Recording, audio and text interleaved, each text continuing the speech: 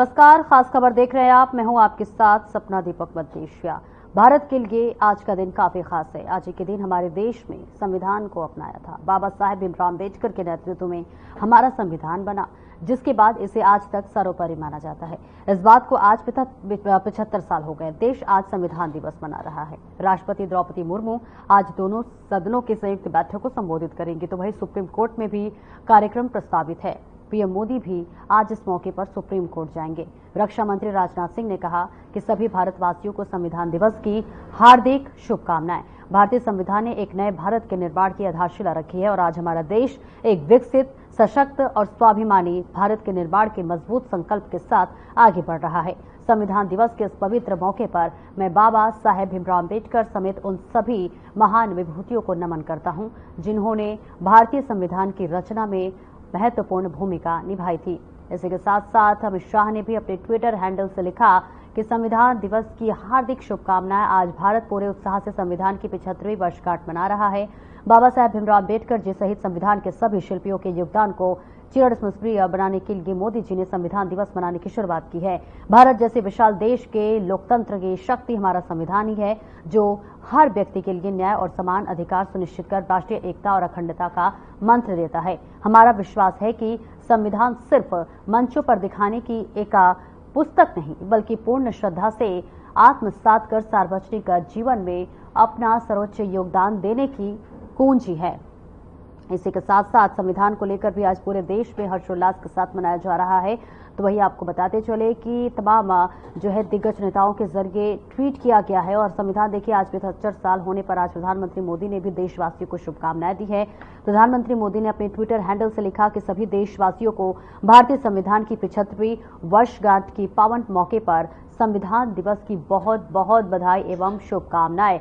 संविधान दिवस के मौके पर जो है राष्ट्रपति द्रौपदी मुर्मू संसद के सेंट्रल हॉल में संबोधन करेंगे और इसमें दोनों सदनों यानी लोकसभा और राज्यसभा के सदस्य शामिल होंगे। इसके अलावा स्पीकर ओम बिरला, उपराष्ट्रपति जगदीप धनखड़ और पीएम मोदी और उपस्थित रहेंगे। यानी कि आज का दिन जो है 26 नवंबर 1949 को भारत की संविधान सभा ने औपचारिक रूप से संविधान को अपनाया था, जो बाद में 26 जनवरी 1950 को लागू हुआ।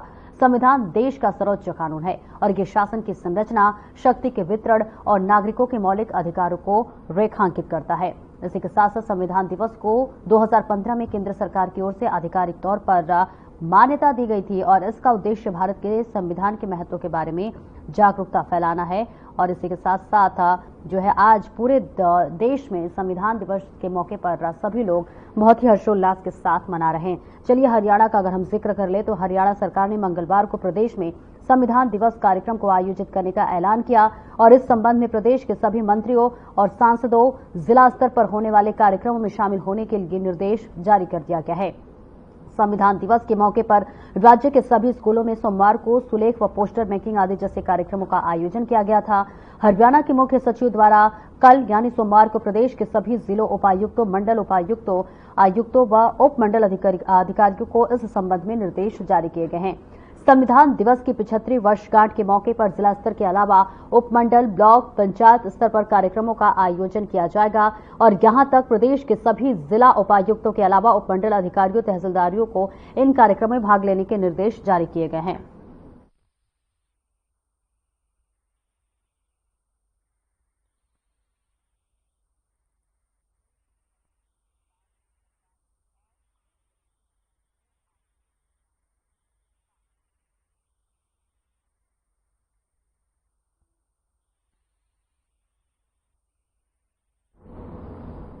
और देखिए, आज संविधान दिवस है और आज जो हमारा संविधान है वो 75 साल का हो गया है और इसी के आज पूरे देश में हर्षोल्लास के साथ संविधान दिवस मनाया जा रहा है। हर राज्य में, हर जिले में जो है अपने स्तर पर संविधान दिवस का कार्यक्रम आयोजन किया जा रहा है। आज खुद सुप्रीम कोर्ट में भी इसे मनाया जाएगा और जहां खुद देश के प्रधानमंत्री नरेंद्र मोदी भी जाएंगे। हरियाणा में भी देखिए अब सभी चाक चौबंद व्यवस्था कर दिए गए हैं। कल ही सारे स्कूलों में जो है छुट्टियां भी कर दी गई और इसी के साथ साथ संविधान दिवस के मौके पर तमाम कार्यक्रमों का आयोजन हुआ था।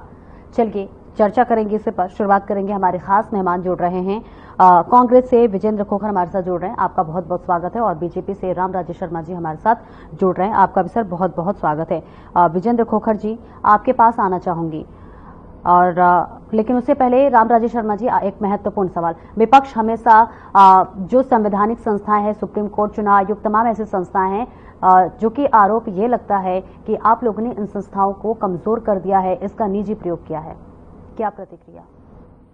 देखो, विपक्ष क्या कहता नहीं कहता वो तो विपक्ष बताएगा, लेकिन आपको पता है भाई हमारी सारी संवैधानिक संस्थाएं हैं वो बहुत मजबूत हैं और अटूट हैं। सरकार का इनमें कोई इंटरफेयर नहीं होता। और आज हमारे भारतीय संविधान दिवस के उपलक्ष्य में मैं सभी प्रदेशवासियों को, सभी देशवासियों को, सभी भारतीयों को जो विदेशों में भी रहते हैं, मैं हार्दिक बधाई एवं शुभकामनाएं देता हूं। ये जैसा कि आपको मालूम है, भारतीय संविधान सभा द्वारा 26 नवंबर 1949 को पारित हुआ और 26 जनवरी 1950 से प्रभावी हुआ। तो ये बहुत ही पवित्र दिन है। आज हमारे हर जिले में, हर मंडल में संविधान दिवस मनाया जा रहा है और सभी मंत्रीगण, माननीय मुख्यमंत्री जी कुरुक्षेत्र में रहेंगे और सभी मंत्रीगण, सभी विधायकगण और सभी सांसदों की ड्यूटी लगा दी गई है। सभी डीसी और सभी उपमंडल अधिकारी उपमंडल स्तर पर इनमें भाग लेंगे, डीसी अपने जिला स्तर पर भाग लेंगे। तो आज हमारा बहुत ही पवित्र दिन है। मैं समझता हूं आज ऐतिहासिक दिन है और हर भारतवासी अपना आप को गौरवान्वित महसूस कर रहा है। और विदेशों में भी भारत वाले जहां भी रहते हैं हमारे भारतीय, वो भी आज अपने आप को गौरवान्वित महसूस कर रहे हैं। बड़ी खुशी का दिन है आज। और मैं समझता हूं एक बार फिर मैं सभी हमारे भारतीयों को संविधान दिवस के उपलक्ष्य में हार्दिक बधाई एवं शुभकामनाएं देता हूं। जी विजेंद्र खोखर जी, देखिए जैसे रामराजे शर्मा जी देखिए भी बता रहे हैं कि इन संस्थाओं में कोई भी सरकार का निजी हस्तक्षेप नहीं होता, तो आखिरकार क्यों ये आरोप लगाया जाता है? और देखिए हरियाणा में भी अभी चुनाव को लेकर, ईवीएम को लेकर, अब देखिए पंजाब हाईकोर्ट भी गए, आपकी पार्टी गई, तो आखिर क्यों?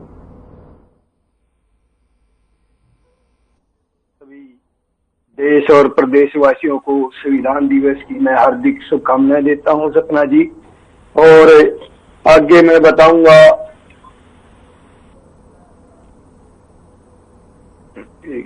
जी एक मिनट सपना जी, बीच में कॉल।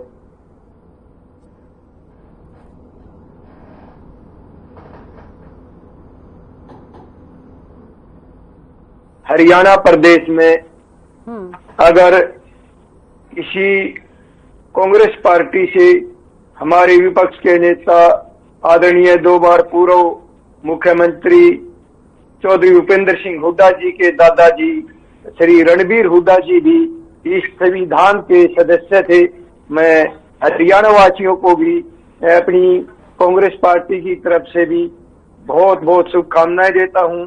और जिस प्रकार हमारी पार्टी के महासचिव श्री राहुल गांधी जी ने भी संविधान की किताब लेके हर मंच पे एक संविधान बताने की जनता के सामने पुरजोर आवाज उठाई, जिस प्रकार आप देख सकते हो कि बीजेपी एक 400 पार का नारा लेकर लोकसभा में उतरी थी इलेक्शन में, वो कहीं ना कहीं वो कामयाब नहीं हो पाई। 2/3 बहुमत चाहिए था संविधान बदलने के लिए।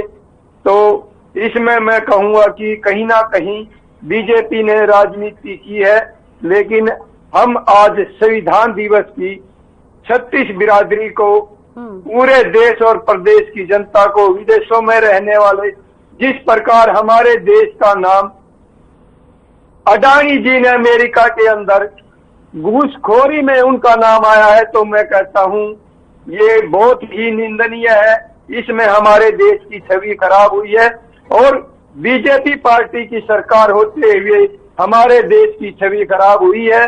मैं चाहता हूं इस पर कड़ा संज्ञान ले, चाहे किसी भी पार्टी से संबंधित है, चाहे कोई भी हमारे देश का नागरिक है जो रिश्वत देने के मामले में गलत काम करता हुआ पाया जाता है, उसको दोषी पाकर जिसके ऊपर कार्रवाई कड़ी हो और हमारे देश की छवि खराब ना हो। सपना जी, मैं आज ज्यादा राजनीति ना करके मैं अपने सभी देश और प्रदेशवासियों को हार्दिक शुभकामनाएं देता हूं। जिस प्रकार हमारे प्रथम राष्ट्रपति डॉक्टर राजेंद्र प्रसाद जी थे, उन्होंने भी अहम योगदान दिया। हमारी 379 सदस्यों की कमेटी थी, जो ये संविधान बनाने में सदस्य थे। मैं कहता हूं बहुत अहम योगदान रहा है हमारे देश के पूर्वजों का। मैं उनको बार बार नमन करता हूं, प्रणाम करता हूं। और जिस प्रकार स्वर्गीय चौधरी रणबीर सिंह जी भी इस संविधान के सदस्य थे, मैं फिर से अपनी कांग्रेस पार्टी की तरफ से हार्दिक शुभकामनाएं देता हूं। एक महत्वपूर्ण सवाल विजेंद्र जी, हमेशा कांग्रेस ये आरोप लगाती है बीजेपी संविधान बदल रही है, बीजेपी संविधान बदल रही है। क्या बदलाव हुआ और क्या बदल दी? क्यों ऐसे आरोप लगाया जाता है? जनता को भ्रमित करने के लिए या फिर क्या कुछ है ये? देखिए सपना जी, इलेक्शन में हर वो मुद्दे उठते हैं जो जनता के सामने होते हैं। कोई जनता की डिमांड थी कि राहुल गांधी जी संविधान बचाने के लिए, देखिए मैं अभी बयान बताता हूं। मैं अभी बयान आया है मायावती जी का कि मैं उपचुनाव नहीं लड़ूंगी जब तक बैलेट पेपर से चुनाव नहीं होते। ये घूस को, ये जो ईवीएम की जो हैकिंग है, ये जब तक नहीं रुकती। वो मायावती जी भी कई बार मुख्यमंत्री रही है और SC/BC समाज की बहुत बड़ी प्रधानमंत्री के सत्र तक की नेता रही हैं। वो ऐसा उन्होंने बयान दिया है, कुछ तो है इसमें। मैं तो एक छोटा सा कांग्रेस पार्टी का प्रदेश प्रवक्ता हूं, लेकिन जब इतने बड़े नेता बयान देते हैं, कहीं ना कहीं बीजेपी पार्टी ने संविधान को बदलने की सोची समझी होगी, तभी करके राहुल गांधी जी ने वो किताब लेके मंच पे खड़े होकर संविधान बचाने क्या बदलाव किया? ये सवाल है ना मेरा, इसका जवाब दीजिए ना। क्या होगी? क्या बोलिए जी सपना जी। नहीं, आपने बोला कि बीजेपी ने की होगी का क्या मतलब? क्या किया ये बताइए ना, क्या बदलाव किया? देखिए संशोधन, इन्होंने 400 पार का नारा दिया था कि हमारी 400 पार की सीटें आएंगी और हम संविधान में बदलाव करेंगे। तो सपना जी, ये कोई छोटी बात थोड़ी ना थी। इन्होंने 400 पार का नारा देकर संविधान में सुधार, ये दोनों में बहुत अंतर है। रामराजेश शर्मा जी, आपके पास आना चाहूंगी। देखिए, अब हरियाणा का अगर हम जिक्र कर ले, विधानसभा चुनाव को लेकर धांधली हुई है, ये आरोप है कांग्रेस का, जिसके लिए सबूत के साथ अब वो कोर्ट गए हुए हैं। ऐसे में तंत्र का उपयोग करना और तंत्र का उपयोग करके चुनाव जीतना, ये लगातार कांग्रेस आप पर आरोप लगा रही है।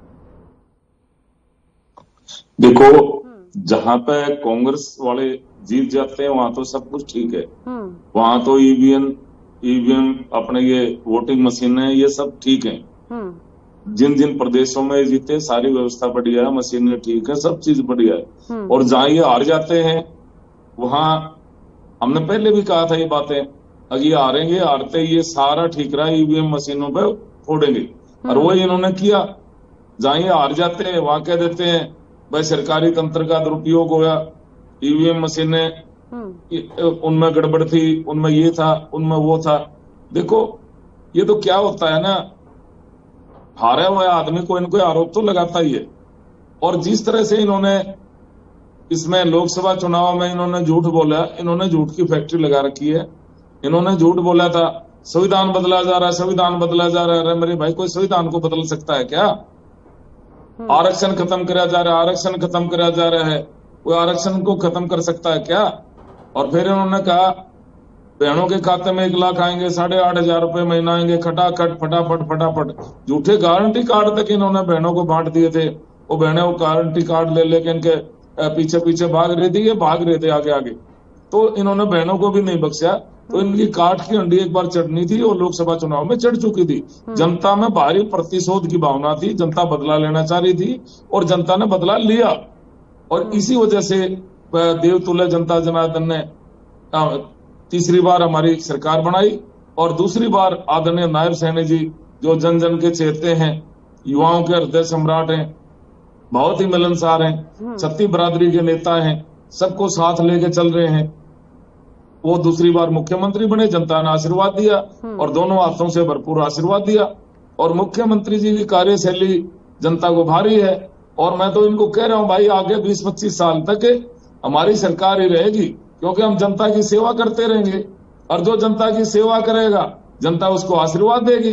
अब इनके महामंत्री की तरह हम जनता को वो तो कोसते तो नहीं, इनके राष्ट्रीय महामंत्री देवतुल्य जनता जनार्दन जो भगवान का रूप है और उसको कहते हैं बीजेपी का वोटर राक्षस है, राक्षस है। अरे मेरे भाई, कल तक तो ये वोटर आपका था, 10 साल आप यहाँ शासन में रहे, आप भी मंत्री रहे, और आज जनता को आप कोस रहे हो और राक्षस बता रहे हो। अरे जनता है, जो जनता की सेवा करेगा जनता उसको वोट देगी, जनता उसको आशीर्वाद देगी, और हम सेवा कर रहे हैं, जनता हमारे को आशीर्वाद दे रही है। आगे आने वाले 20-25 साल तक जनता हमारे को आशीर्वाद देती रहेगी, क्योंकि हम जनता की सेवा करते हैं, जनहित के कार्य करते हैं। हमारे मुख्यमंत्री जी जनसेवक हैं और वो किसान के बेटे हैं, उन्होंने खुद भी किसानी करी है। किसान की पीड़ा वो बेहतर समझ सकता है जो किसान का बेटा हो, मजदूर का बेटा हो, या जिसने किसानी करी हो। हर क्षेत्र में हमने काम किया है। ये समान विकास कार्य पूरे प्रदेश में हो रहे हैं। हमारी सरकार ने कभी ये नहीं सोचा भाई एमएलए दूसरी पार्टी का, चाहे किसी भी पार्टी का एमएलए हो, विकास कार्य समान हो रहे पूरे प्रदेश में। इनके यहाँ तो रोहतक के बाहर तो ये निकले नहीं। भाई पुराना रोहतक था, रोहतक की जहां सीमा थी वहां तक तो रोड बना दिया, आगे जाके गड्ढे खोद दिए। आप चंडीगढ़ जाते हो, मैं मेरे भाई को प्रवक्ता साहब से पूछना चाह रहा हूँ, पहले आप चंडीगढ़ जाते थे कितना समय लगता था, आज कितना लगता है? क्योंकि सारा नेशनल हाईवे है, वो पुल बन रहे थे, इन्होंने पेमेंट नहीं किया, कोई कमीशन वगैरह मांगे होगा ठेकेदारों से, तो इन्होंने उनका पेमेंट नहीं करा, वो उन्होंने काम रोक दिया तो जनता डिस्टर्ब होगी। वो इनके खड़े 10 साल में इनके खड़े मुंडे हैं, हर डिपार्टमेंट में खड़े खोद रखे थे इनने। और जिस तरह से मुख्यमंत्री जी कर रहे हैं, लोगों के बीच में जनहित के कार्य कर रहे हैं, जैसे सफाई कर्मचारी है हमारे भाई, उनका वेतन बढ़ाया, उनका अब 26,000 मिलेगा, और ठेकेदारी प्रथा बंद करी। इनके टाइम में अपने चेतों को मुख्यमंत्री जी ठेका देते थे और वो बालक लगा लेता था पैसे लेके, फिर 2-4-6 महीने बाद उसको धक्का दे देता था, वो बाहर कर दिया, फिर नए लगा दिया, उनसे पैसे ले लिए, उनका पीएफ ईएसआई भी जमा नहीं होता था और उनका वेतन भी नहीं मिलता था। हमारी सरकार ने बहुत ही ऐतिहासिक कार्य किया, मेरिट के आधार पर नौकरियां दी, और ये कौशल रोजगार निगम लेकर आए, और इसमें 1,25,000 के करीब बच्चे ये वो हैं जो ठेकेदारी प्रथा में थे। इनका रोजगार की गारंटी दी, इनको वहां तक रिटायरमेंट तक इनको रोजगार की गारंटी दी, और माननीय मुख्यमंत्री जी इनके पक्ष में विधेयक ले गए। ऐसा ही ऐतिहासिक कार्य जो मुख्यमंत्री जी ने किया है, आज तक किसी ने नहीं किया। और जिस तरह से बिना पर्ची के मैं जवाब देता हूँ रामराज जी का, जवाब दे दीजिए, मेरे को भी मौका देना। बिल्कुल बोलिए विजेंद्र जी। बिना खर्ची बिना पर्ची के ठीक है, रामराज जी शर्मा जी मैं आपके पास लौटती हूँ वापस। विजेंद्र जी जवाब दे दीजिए। जी रामराज जी, 1 मिनट। रामराज जी मैं बताता हूँ, आपने नौकरी के मामले में कहा आपके हरियाणा स्टाफ सिलेक्शन बोर्ड पे अभी 1 लाख रुपए जुर्माना लगा है, शायद आपने नहीं पता हो, आप पढ़ लेना क्यों लगा है। वो नौकरी के मामले में आपने जो योग्य था वो नौकरी चाह रहा था, वो बार बार कोर्ट के धक्के खा रहा था। 1 लाख रुपए आपके स्टाफ सिलेक्शन भर्ती बोर्ड पे जुर्माना लगा और उसको नौकरी देनी पड़ी। आप ऐसी बात करते हो रामराज जी, भी नौकरियां मिली। देखो एक जो नहीं काबिलियत है, 1 लाख रुपए जुर्माना लग के 1 लाख रुपए जुर्माना लगे आपकी सरकार के भर्ती बोर्ड पर, जब जाके वो नौकरी मिली है रामराज जी। देखो जो रामराज जी, अब सुन तो लो।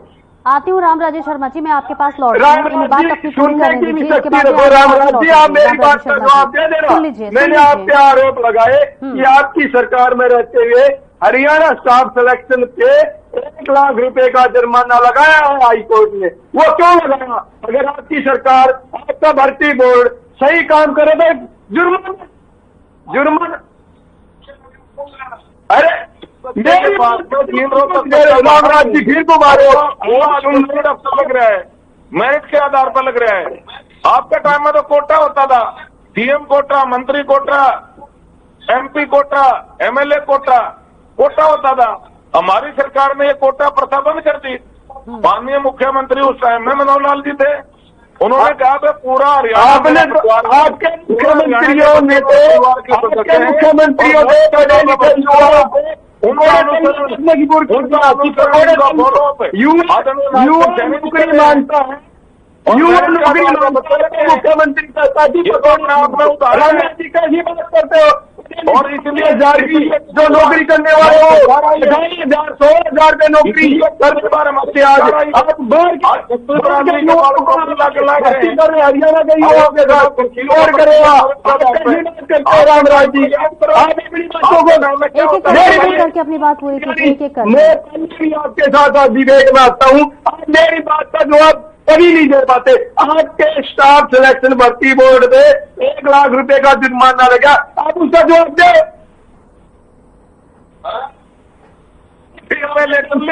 और प्लस 2 बाद में करी आपके टाइम में है कुछ नहीं हुआ, लेकिन मिनिमम क्वालिफिकेशन और 10 प्लस 2 बाद में करी आपके टाइम में। तो भाई जुर्माना क्यों लगा भर्ती बोर्ड का, आप उसका जवाब दो। हमारे यहाँ तो भाई क्यों लगा 1 लाख रुपए का, 1 लाख रुपए जुर्माना क्यों लगा, आप बताइए नागरिक से।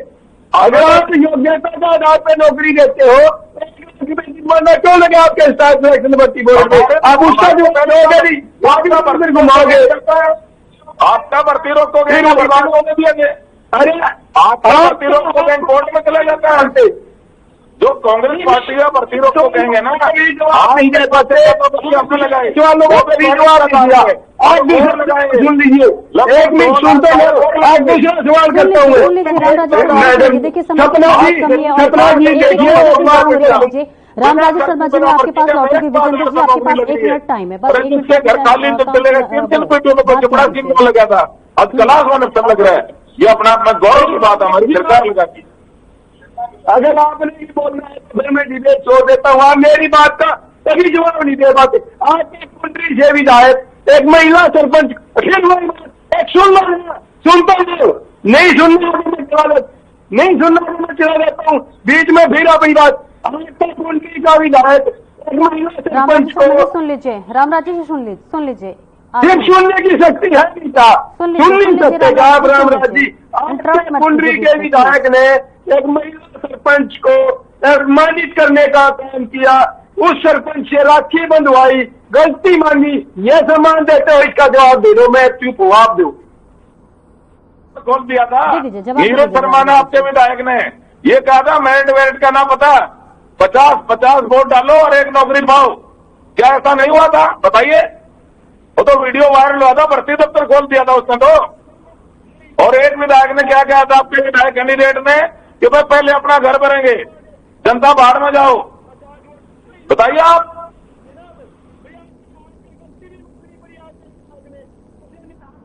बेटा आपके महिलाओं का अपमान करते हैं, फिर माफी भी मांगते हैं। एक महिला कोच के साथ आपके पूर्व मंत्री संदीप सिंह ने, उसने तो माफी भी नहीं मांग रही। आपके मुख्यमंत्री का काम है हटावानी, ये महिलाओं का सम्मान करते हो क्या आप? तो महिलाओं का अपमान करते हो आप कहते हो हम सम्मान करते हैं। रामराज जी, जनता भगवान का रूप है। रामराज जी देवतुल्य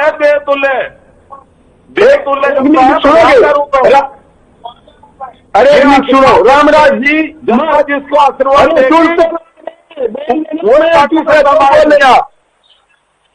रामराज जी महाराष्ट्र के अंदर एक विधायक चर्चा में जुड़ने के लिए।